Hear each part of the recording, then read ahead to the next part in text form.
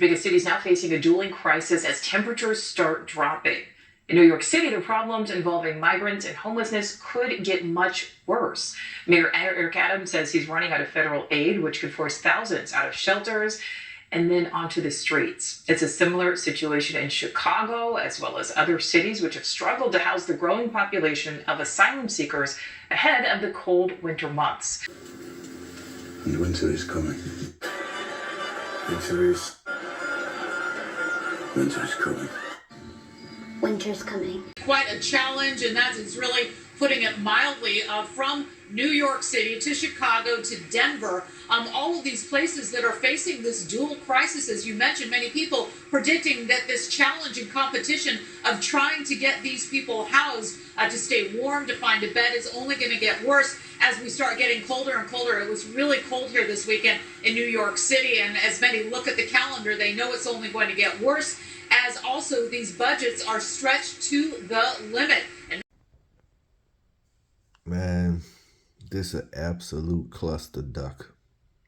Why would two of the coldest cities in the country claim to be a sanctuary city, knowing that the infrastructure can't handle thousands of people without documentation, transportation, or housing?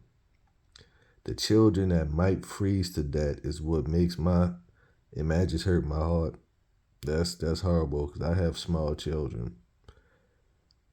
For the parents that just figure they'll come here by the millions without a plan, and America would just save them, that's mind-boggling. This is modern-day Babylon, modern-day Egypt.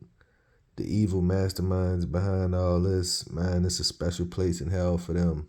That's messed up. Some asylum seekers who made it to the Windy City have now turned around after experiencing a recent cold front and lack of jobs, realizing what the months ahead will bring, and are said to be going back to the border or warmer cities. As many as 2,800 migrants are still awaiting shelter placement after the city's existing shelter network has maxed out.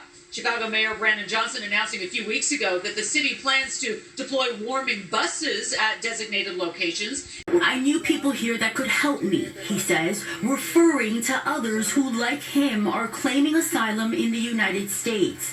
Similar to countless others, his motivation was in pursuit of a better life. Now the tough reality is setting in. It's hard because I don't have the papers of permission to work, he says. For now, Diaz lives in a Manhattan hotel, now one of the more than 200 emergency shelters the city is using to house migrants. A harsh reality that making a life here will not be easy. Fox 5's Stephanie Bertini has the latest in our series, Migrants in America.